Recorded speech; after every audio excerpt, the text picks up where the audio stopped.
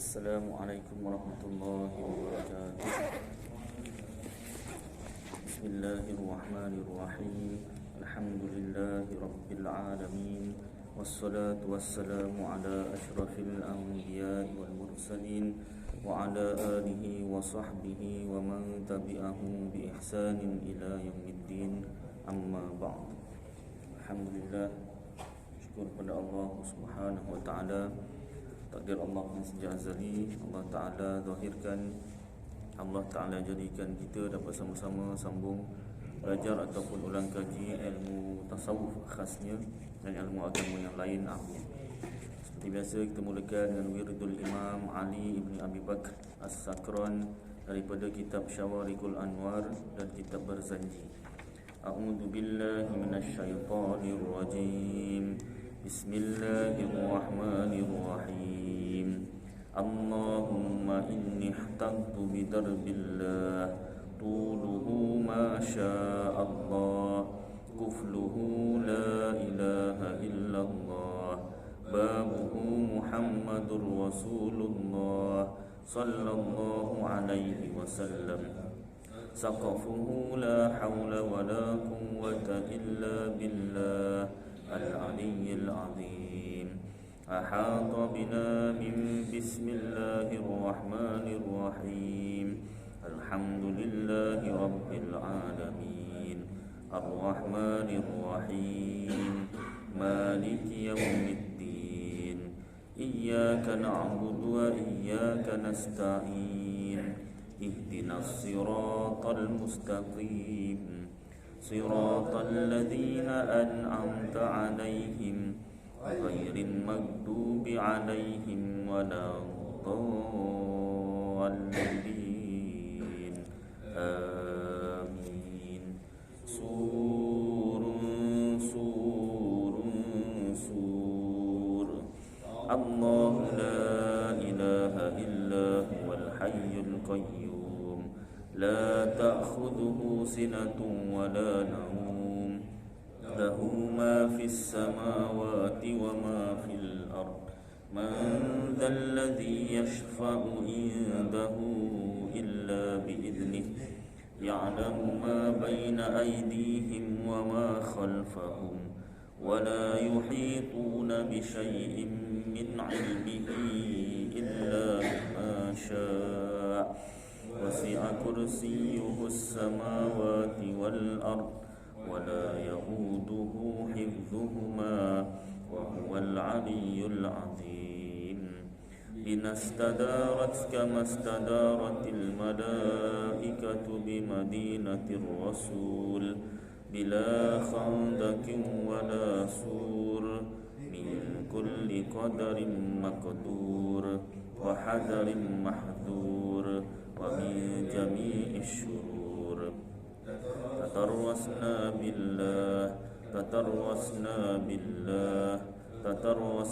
بالله من عدونا وعدو الله من ساك أرش الله إلى قاع أرض الله بمئة ألف لا حول ولا قوة إلا بالله العلي العظيم. عزيمته لا تنشق بمئة ألف لا حول ولا قوة إلا بالله العلي العظيم. صنعته لا تنقطع بمئة ألف لا حول ولا قوة إلا بالله العلي العظيم.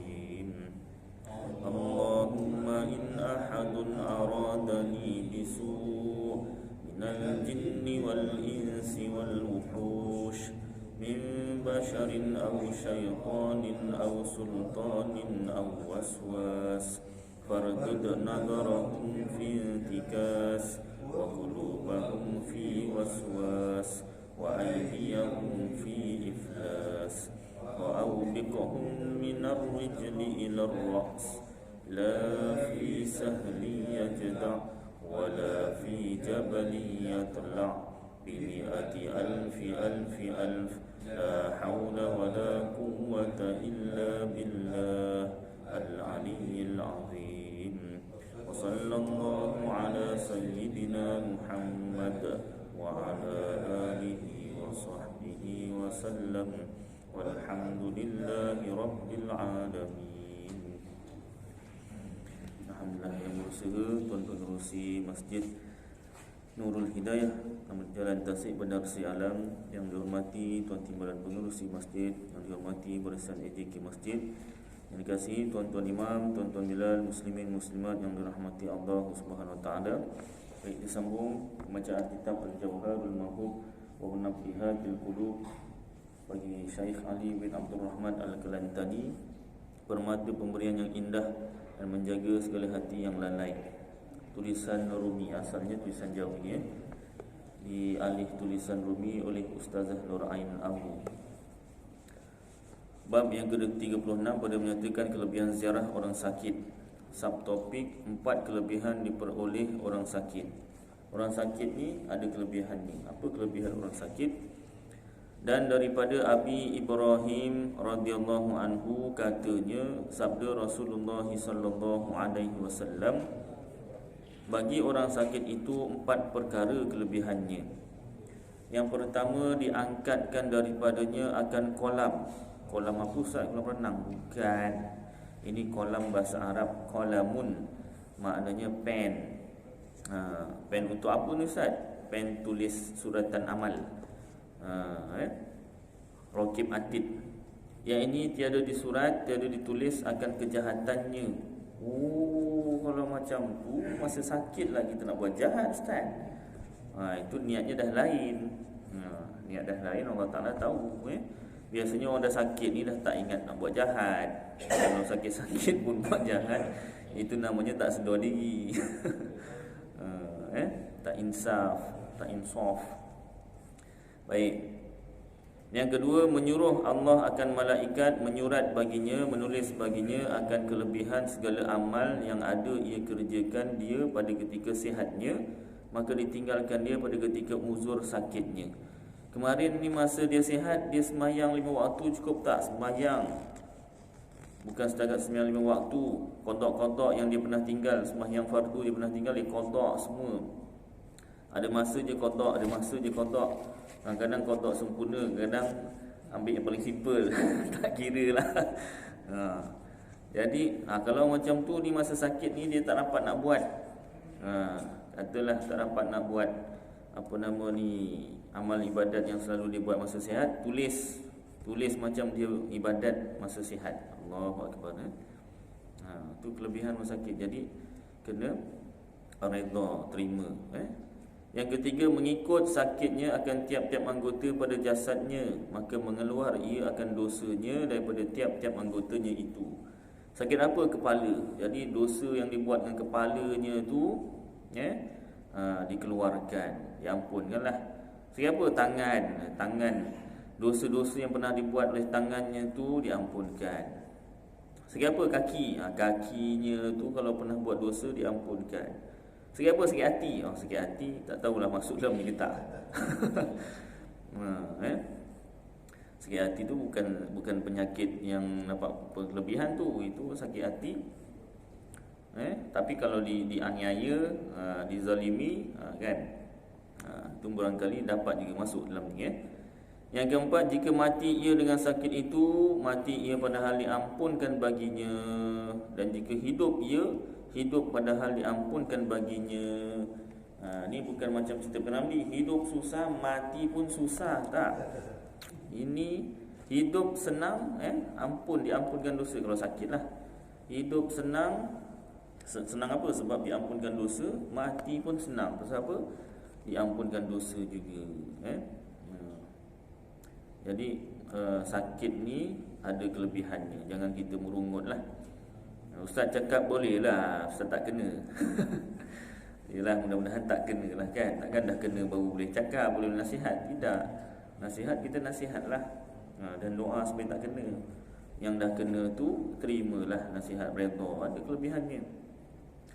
Dan daripada Nabi SAW bahawasanya bersabda, lebih kurang mafhumnya, apabila sakit seorang Muslim, seorang Islam disurat Allah baginya, ditulis Allah baginya akan barang yang terlebih baik, barang yang ada ia kerjakan dia pada ketika sihatnya. Dia masa sihat dia pernah buat kerja apa yang amal yang paling baik dia pernah buat. Contohnya mengerjakan haji, contohlah ditulis Allah Ta'ala ketika dia sakit. Dan gugur dosanya seperti gugur daun kayu pada ketika meluruhnya. Dosanya itu semua diampunkan masa musim luruh. Kalau kita mungkin tak jumpa musim luruh kan, tengoklah kat TV atau pergilah yang duit banyak, tengok luar negara, tengok apa nama ni, daun luruh, musim luruh kan. Jadi macam itulah dosa diampunkan kalau sakit. Dan daripada Al-Kazim radhiyallahu anhu berkata ia bahawasanya orang mukmin apabila sakit ia mewahyu Allah Ta'ala kepada malaikat yang sebelah kirinya, atid yang mencatat amal buruk. Jangan kamu surat, jangan kamu tulis atas hamba-Ku, yakni akan kejahatan selama ada ia di dalam habasku, yakni kurunganku dan ikatanku. Tapi macam tadilah, jangan ambil kesempatan. Sakit tak ditulis kejahatan, jadi masa ni lah buat jahat. Jangan. Niat tu Allah Ta'ala tahu. Dan mewahyu ia kepada malaikat yang sebelah kanannya, Raqib, yang menulis amalan baik, surat olehmu, tulis olehmu bagi hamba-Ku akan amalan kebajikan yang ada kamu surat akan dia baginya pada ketika sihatnya. Masa sihat kemarin dia buat amalan kebaikan apa, sekarang dia sakit, tulis macam dia buat kebaikan tu tadi. Ya Allah. Dan daripada Ali Al-Husin radhiyallahu anhuma berkata ia, sebaik sakit itu iaitu demam. Sebaik-baik sakit itu demam.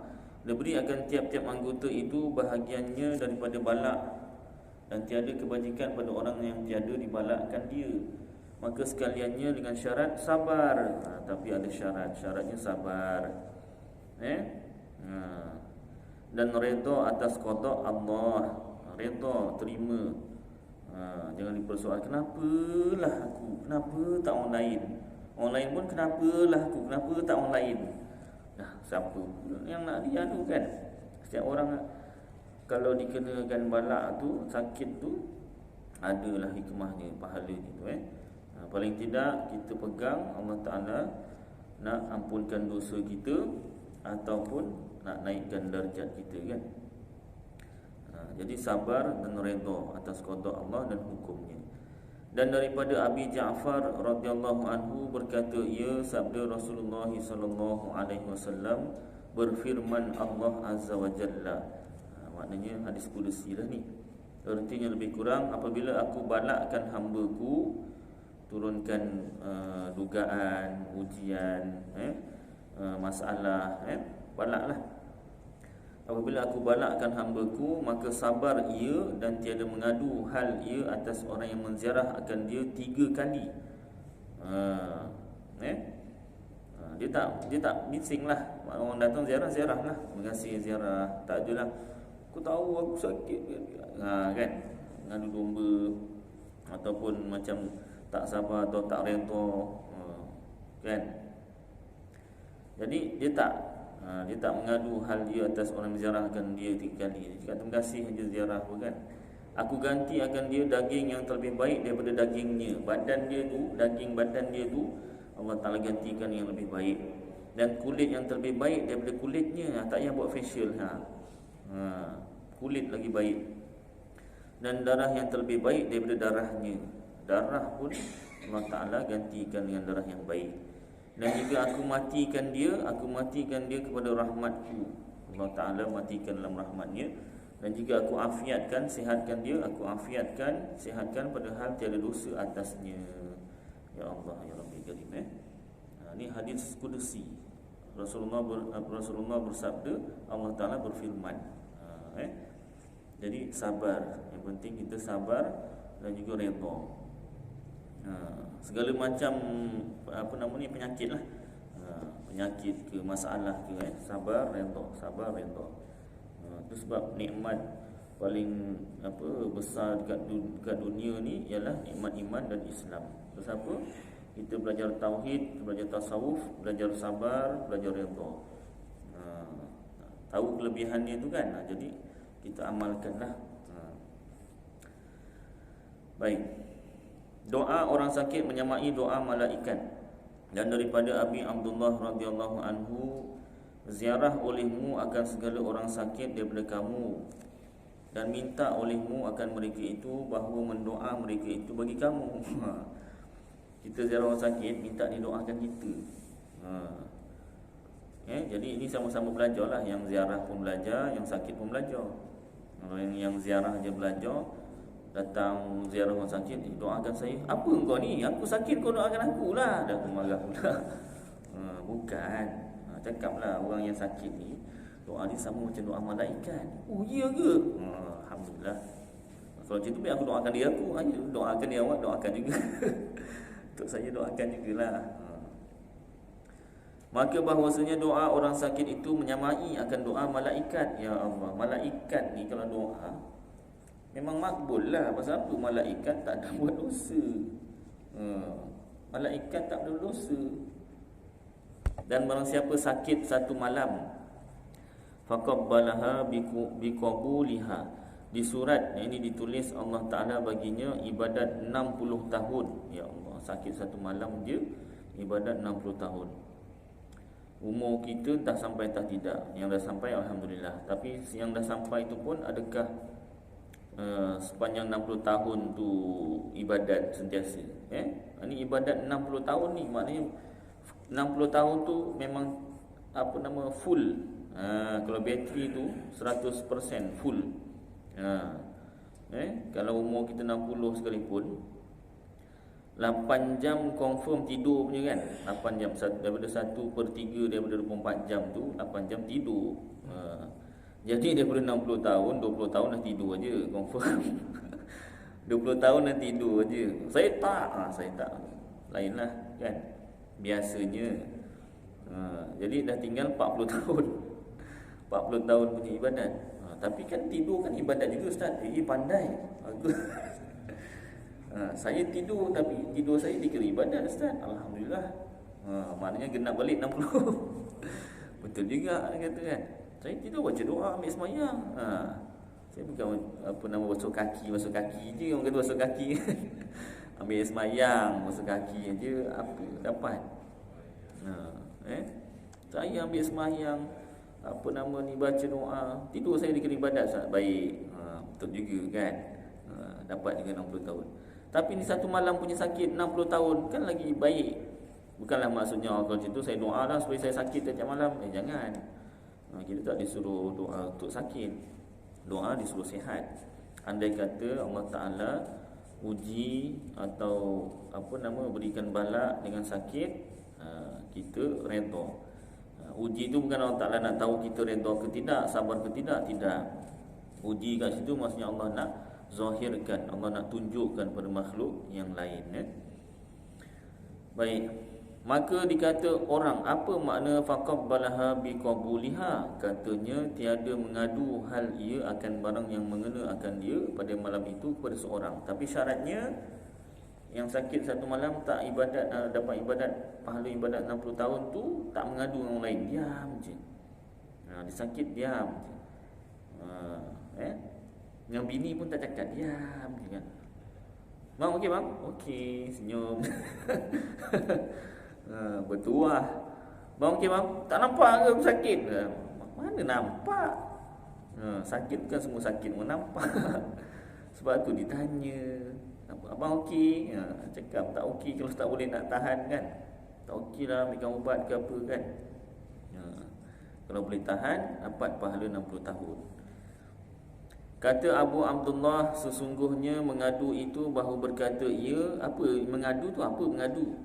Yang tak dapat pahala 60 tahun tu. Dibalakkan daku dengan barang tiada dibalak dengan dia akan seorang. Kan nampak? Kan sama ayat tu. Kenapa aku? Kenapa tak orang lain? Daripada dulu dah ada ayat tu. Sampai sekarang dengar ayat tu. Kenapalah aku? Kenapa tak orang lain? Kalau sakit, kalau miskin, kenapalah aku yang miskin? Kenapa tak orang lain? Macam tu pula Lain ustaz ayat dia lebih kurang lah. Mana ada dibalakkan daku dengan barang tiada dibalakkan dengan dia akan seorang. Dia lebih kurang makna macam itulah. Atau ia berkata mengena akan daku barang yang tiada mengena akan seorang. Sama juga tu. Asyik aku je sakit. Orang lain tak sakit pula gitu kan. Iaitu cakap macam tu je lah. Dah tak dapat 60 tahun ibadat, rugi. Sayang diam-diam. Dan tiada dinamakan mengadu hal jika ia berkata berjaga aku semalam malam dan teman aku pada hari ini. Kalau cakap macam tu tak ada masalah. Atau umpamanya dapat juga. Bini tanya kan, sakit bang? Sakit lah, ambilkan ubat apa, tak ada masalah. Sepanjang malam abang tak tidur. Pasal apa? Demam. Demam ke sakit gigi. Demam tu kadang boleh sakit gigi tu, ya Allah. Susah betul nak tidur. Baik. Jadi kalau setakat cakap kita sakit tu, dapat lagi pahala.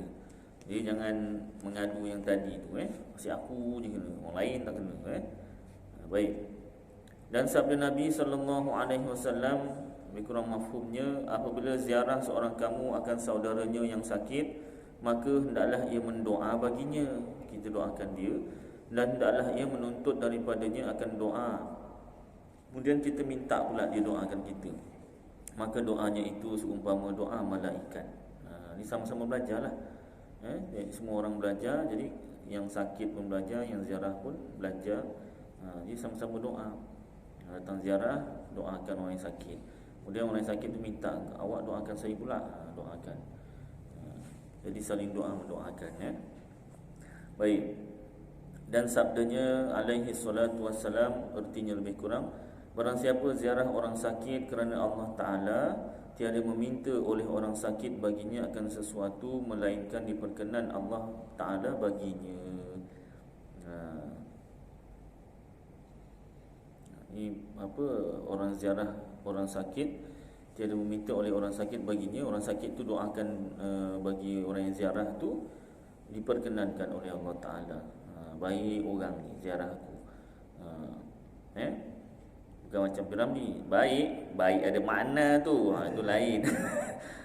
Disukakan anak dia tu ziarah. Asalnya bukan ziarah, nak kutip hutang. Nak kutip hutang dah lama tak bayar kan. Sekali nampak anaknya lain pula. Tak apa, tak payah bayar. Tak apa, pakcik kan sakit. Baik orang tu kan ayah. Baik ada makna tu, kata bapa dia. Jadi niat masing-masing lah Kalau kita orang yang ziarah, niat kita kerana Allah Ta'ala. Kalau kita orang yang sakit, kita sangka baik lah. Jangan pula kita sangka buruk kat dia Dan daripada Sayyidina Ali radhiyallahu anhu, pada sakit kanak-kanak katanya, kalau kanak-kanak pula sakit, Sayyidina Ali cakap apa?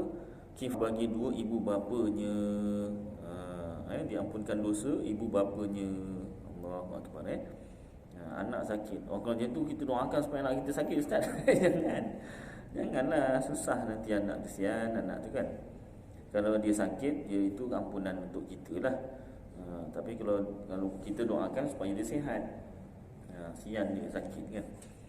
Kadang ada juga bapa penyayang doa, ya Allah, pindahkanlah sakit anak aku tu ke aku, ya Allah, ya Allah. Itu betul pengorbanan bapa Kan bapaknya pula sakit yang marah anak pula. Ni kau punya masalah ni, kau sakit aku doa. Siapa suruh bapak doa macam tu? Baik, doa yang baik-baik.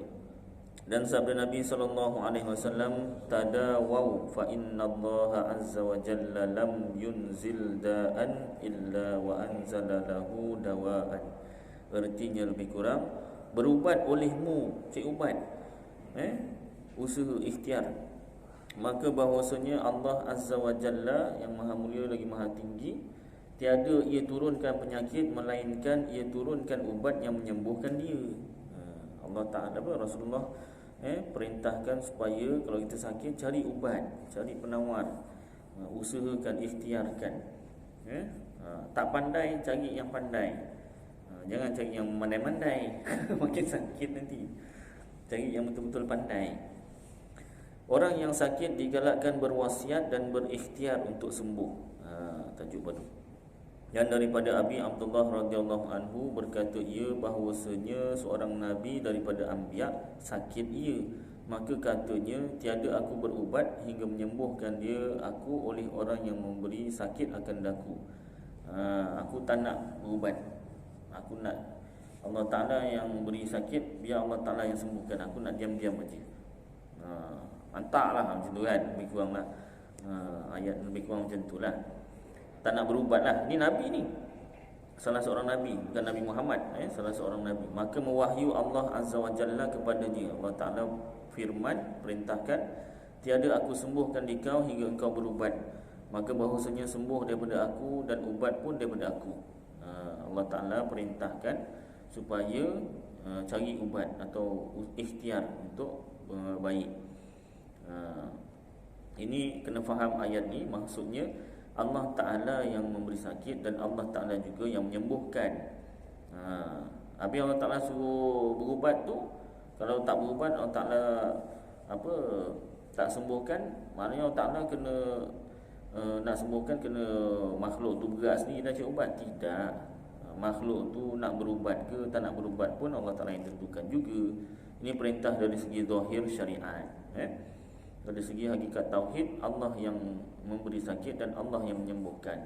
Dari segi zahir syariat, Allah Ta'ala perintah supaya kita ikhtiar, usahakan. Dah banyak ikhtiar dah Ustaz, saya dah putus asa dah, Ustaz tak kena boleh lah cakap. Itu je lah ayatnya. Ayatnya itu aje lah. Ikhtiar, tak apa, selagi masih hidup, selagi ada peluang, selagi ada duit. Yelah, kadang berubat pun duit juga. Ustaz dah tak ada duit, Ustaz nak berubat, Ustaz doa saya je dah, Ustaz. Dah tak buat macam mana kan. Dah ikhtiar, duit pun dah tak ada. Doa je lah tinggal. Ramai juga saya jumpa macam tu kan. Ada anak murid saya pun ada juga macam tu. Doktor kata ini kaki awak ni sihat ni, tak ada apa masalah ni. Sudah, tak. Kaki sakit tapi doktor kata tak ada masalah apa-apa. Berubat sana, berubat sini, masih tak baik lagi. Baik, ikhtiar cuba lagi. Maka ini menunjukkan atas bahawasanya tuntut suruh ikhtiar berubat daripada sakit, dan yang menyembuhnya Allah Subhanahu Wa Taala. Hakikat yang sebenar, sakit daripada Allah Ta'ala, menyembuhkan pun Allah Ta'ala. Dari segi zahir syariat, kita diwajibkan berikhtiar, makan ubat dan sebagainya. Saya tak nak makan ubat hospital, dadah semua tu, tak apa, makan ubat lain lah, ubat homeopati ke. Apa tu Ustaz? Homeopati, ubat dia macam glukos, dia tu glukos tapi dia campur cecair homeopati lah, herba-herba tu kan. Saya selalu pergi dekat ni, apa nama ni, Taman Dahlia tu kan, Tampoi. Situ ada Haji Ishak tu, dia macam-macam jenis penyakit lah. Anak saya dia tak sesuai ubat hospital, dia muntah aja, makan ubat hospital muntah, dipaksa muntah. Jadi mengubati, alhamdulillah lah, demam ke, batuk ke, selesema ke, apa lagi, macam-macam lah penyakit. Ada sawan, anak saya ada sawan pun ada ubatnya. Lagi apa, macam-macam lah. Dah tinggi kencing manis ibu saya, berikan juga. Bapa mentua saya, kawan bapa mentua tu asalnya. Jadi isteri saya pun daripada kecil ubat homeopati juga, berkesan lah. Ubat sakit perempuan pun ada, maknanya dia sakit perempuan tu kan, ada ubat homeopatinya tu kan. Baik, jadi macam-macam jenis ubat lah. Saya tak ubat hospital, tidak ubat homeopati, tidak. Saya makanan-makanan sunnah. Ya alhamdulillah, yang penting ikhtiar lah. Tak kisah. Cuma jangan dinafikan ubat hospital, jangan ditidakkan ubat homeopati. Mana jangan diburuk-burukkan lah satu sama lain. Yang ini entam yang ni, ini entam yang situ, jangan. Awak nak ikut ubat apa, ikut makan lah. Yang penting ikhtiar. Ustaz, saya semua sekali. Pasal homeopati kata ni boleh campur ubat hospital lah. Ibu saya dapat ubat klinik dah tinggi dengan kencing manis, saya suruh makan. Tapi homeopati ni saya tanya boleh campur ke ubat hospital? Boleh. buat hospital jangan tinggal, buat klinik jangan tinggal, buat parti pun makan. Dia tak bertindak balas tu. Dia kata kan, makan. Baik, sambung. Dan sayogianya bagi orang sakit bahawa berwasiat ia. Sabda Nabi SAW artinya lebih kurang, barang siapa mati dengan tiada berwasiat, mati ia seperti kelakuan orang jahiliyah. Tidaklah berdosa besar. Asalnya kalau orang tak ada hutang, sunat berwasiat, hukum asalnya. Tapi kalau ada orang ada hutang, wajib berwasiat. Mana kena beritahu waris, ni bapa ni ada hutang ni dengan apa nama ni, imam contoh. Berapa pak? Alah tak banyak, dalam 1 juta gitu. 1 juta. Jangan mati dulu pak, bayar dulu. Bayar dulu pak, jangan mati dulu. Saya doakan bapak panjang umur. Pasal apa? Saya tak nak membayarnya. Kan? Baik. Macam saya hutang-hutang bank tu memang dah jelas lah. Dah kira wasiat lah tu kan. Maknanya waris dah tahulah tu hutang-hutang tu kan. Jadi saya sediakan hibah untuk isteri saya. Kalau saya meninggal dunia, bayarlah hutang pakai hibah tu. Ada lebih pakailah kan. Ustaz ejen ke? Tidak. Bukan. Itu promosi tidak juga. Ini kira pengalaman hidup lah kan. Satu kata-kata orang bukan Islam, kira ce lah ce. Kawan saya ustaz juga, dia ejen. Jadi dia kata dia pernah dengar satu orang ce ni, dia kata saya ni, bahasa dia lah, pelat dia kan. Dia kata saya ni tak pandai, belajar tak pandai. Jadi nak dapat jawatan tinggi-tinggi, gaji besar-besar tak dapat. Berniaga pun tak berapa pandai. Kalau biasa bangsa ce ni berniaga jadi aja. Dia jenis yang tak jadi. Ada juga yang tak jadi. Jadi dia ni berniaga pun tak jadi. Tapi yang satu yang saya rasa memang jadi punya, apa dia, mati. Saya confirm mati punya. Itu memang jadi punya. Jadi dia kata dia tak buat hibah lah, dia buat insurans lah. Buat insurans. So bila saya mati, anak saya jadi jutawan lah. Kan? Tapi tunggu saya mati dulu lah. Masa tu baru anak saya terima kasih dengan saya lah. Itu kata-kata orang bukan Islam lah kan.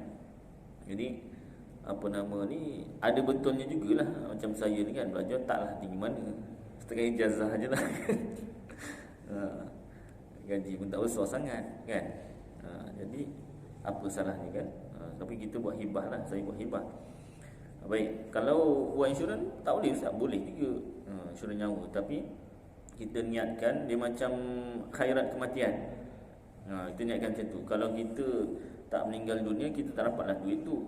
Kita meninggal dunia baru dapat. Jadi macam insurans ni, kita sakit atau kita meninggal dunia, barulah kalau sakit kita dapat duit tu. Kalau meninggal dunia, waris kita dapat. Kita niatkan macam itulah, kira tolong orang lain. Baik. Itu yang takaful tu yang Islamik lah. Baik. Sambung Jadi berwasiat. Dan lagi sabdanya alaihi salatu wassalam, tiada sayogianya bagi seorang muslim bermalam ia melainkan dan adalah surat wasiatnya di bawah kepalanya, yakni serta mensaksikan atasnya, kerana surat dengan tiada saksi tiada diiktibarkan dengan dia, dan jika menyimpan atas mensaksikan juga memadalah ia. Bertulis. Kalau boleh buat wasiat bertulis. Jadi kalau setakat saksi je nanti orang tak percaya. Zaman sekarang kau menipu lah. Ya je bapak wasiatkan kau semua harta ni. Biasa dia beradik lah kan. Tapi kalau bapak wasiatkan semua sekali hartanya, tak boleh semua pun, kena 1/3 je, walaupun wasiatnya semua. Dia ada syarat lagi lah. Baik.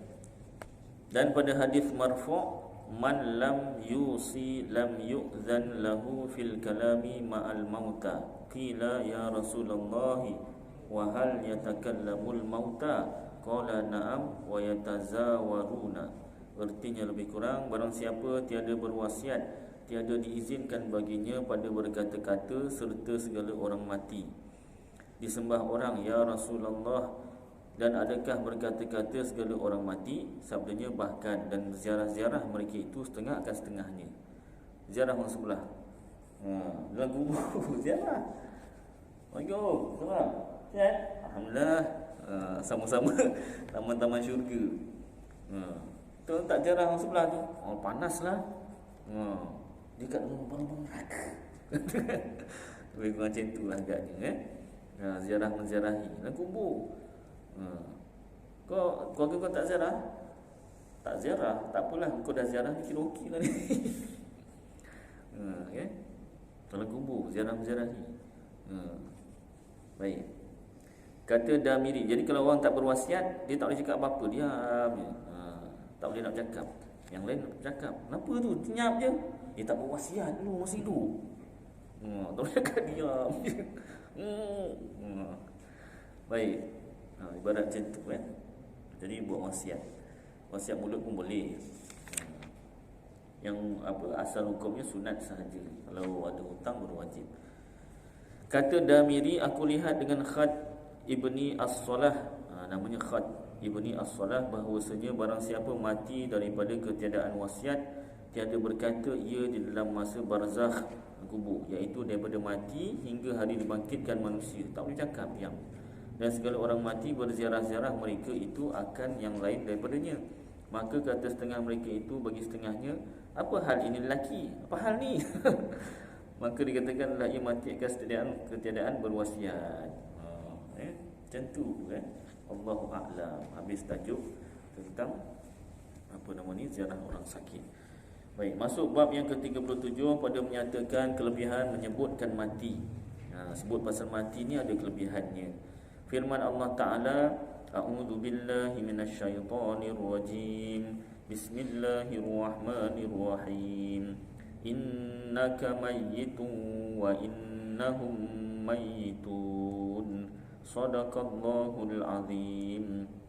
Artinya bahawasanya engkau ya Muhammad lagi akan mati, dan bahawasanya mereka itu lagi akan mati sekaliannya. Surah Az-Zumar ayat 30. Semua akan mati. Maka memulai Allah Ta'ala dengan Nabi SAW. Kenapa sebut Nabi Muhammad dulu mati? Kerana menyabarkan bagi segala nafsu. Dan riwayat Tabrani daripada Ammar, sabda Nabi SAW, kafa bil mauti wa idhan. Artinya lebih kurang memadailah mati itu pengajaran. Tengok orang lain mati tu dah cukuplah tu pengajaran. Insaflah, sedarlah. Tak insaf.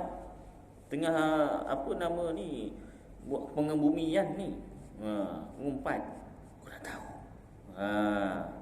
Lagi perlahan dia punya, kau dah tahu tu.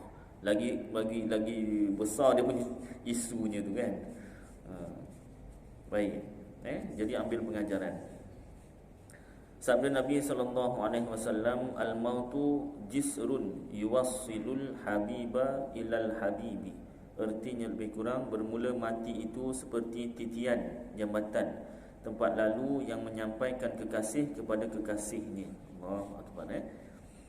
Dan pada setengah riwayat, mati itu kifarah bagi tiap-tiap muslim, diampunkan dosa. Kata Ka'ab al-Ahbar radhiyallahu anhu, man arafal mauta hanat alaihi masaibud dunya wa humumuha. Artinya lebih kurang, barang siapa mengetahui akan hakikat mati, mudahlah atasnya segala musibah dunia dan segala duka citanya. Apa musibah kat dunia ni kira kecil lah kalau dia tahu hakikat mati tu. Mati tu yang paling besar sekali sebenarnya. Kesedihan dunia ni tak ada apa kalau dia tahu tentang mati, kan? Dan pada hadis bahawasanya Allah Ta'ala apabila redha ia daripada hamba-Nya, berfirman ia bagi malakul maut, pergi olehmu kepada fulan, maka bawa olehmu akan daku dengan rohnya supaya aku senangkan dia daripada amalnya. Senya telah aku balak akan dia, maka aku dapat akan dia pada barang yang aku kasih. Maka turun malakul maut dan sertanya 500 daripada malaikat, dan serta mereka itu beberapa ranting selasih dan asal za'faran, akar. Asal tu akar lah. Za'faran ni asalnya dia pokok. Ya. Tiap-tiap seorang daripada mereka itu menyukakan dia dengan kesukaan yang berlain-lainannya daripada taulannya kawannya, dan berdiri segala malaikat busaf bagi datang rohnya, dan serta mereka itu beberapa bau-bauan. Maka apabila menilik kepada mereka itu oleh iblis, menghantar ia akan tangannya di atas kepalanya, tampar, menyesal dan menjerit ia. Menyesal dan menjerit si iblis ni lah. Maka berkata baginya oleh segala tenteranya, apa hal kamu, hai penghulu kami? Maka berkata ia, tiadakah kamu lihat kepada barang yang diberi kepada hamba ini daripada beberapa karamah. Keramat-keramat ni karamah, kemuliaan dan kemuliaan samalah, di mana ada kamu daripadanya. Kata tenteranya, telah bersungguh-sungguh kami dengan dia, maka ada ia maksum, terpelihara ia daripada kami. Kalau Allah Ta'ala redha akan hamba-Nya yang telah meninggal dunia. Kata Aisyah radhiyallahu anha, isteri Rasulullah, namanya Aisyah, ain di atas a, hamzah di bawah i, sya ta mati di atas syah kalau dimatikan Aisyah. Yang Melayu sebut Aisyah, Aisyah. Lagu pun Aisyah kan. Aisyah. Alah sikit pun ni. Ya, sikit salah tetap salah. Baik. Kata Aisyah radhiyallahu anha, ya Rasulullah, adakah dihasyarkan serta syuhada akan seorang? Sabdanya bahkan, iaitu orang yang menyebutkan mati pada sehari semalam 20 kali. Ya Allah. Satu orang dia dibangkitkan bersama orang syuhada, orang mati syahid. Kalau dia tak mati syahid tapi dia sebut tentang mati 20 kali sehari semalam. Ya Allah, ya Rabbi Karim. Sebut dengan isteri, abang ni kenapa? Nak sangat saya mati ke? Payah pula. Jadi isteri pun kena belajar juga. Suami belajar, isteri pun kena belajar. Jadi sampaikan. Kalau isteri tak ikut di masjid, kita sampaikan. Ini kita seorang dengar, kita pun cakap mati, pasal mati 20 kali. 20 kali. Abang ni kenapa? Asyik cuma mati je. Nak sangat saya mati ke? Bukan. Ini ada kelebihannya. Nak kahwin dua ke apa? Nak kahwin dua pula. Sebab pasal mati kahwin dua ke apa? Kan?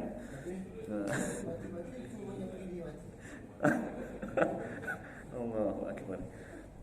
Kan? Jadi apa nama ni? Kita belajar, isteri pun kita belajar. Kita sampaikan baik, baru dapat pahala menyebutkan mati. Pahalanya apa? Dibangkitkan berserta orang mati syahid. Maksud isyak tuan cukuplah kadang ni beberapa perkara. Mudah-mudahan apa yang kita baca bersama dia bermanfaat untuk saya dan tuan-tuan. Mudah-mudahan dapat kita amalkan sampai sampaikan insya-Allah. Aku qauli hadza wa astaghfirullahal azim li wa lakum wa lisairil muslimina wal muslimat wal mu'minina wal mu'minat fastaghfiruh wa ya fawzal mustaghfirin wa ya najatat taibin. Wa sallallahu tabaraka wa ta'ala ala khairi khalqi sayyidina wa maulana Muhammad wa ala alihi wa sahbihi wa baraka wa sallam. Subhana rabbika rabbil izzati amma yasifun wa salamun ala mursalin walhamdulillahi rabbil alamin. Taqabbalallahu minkum.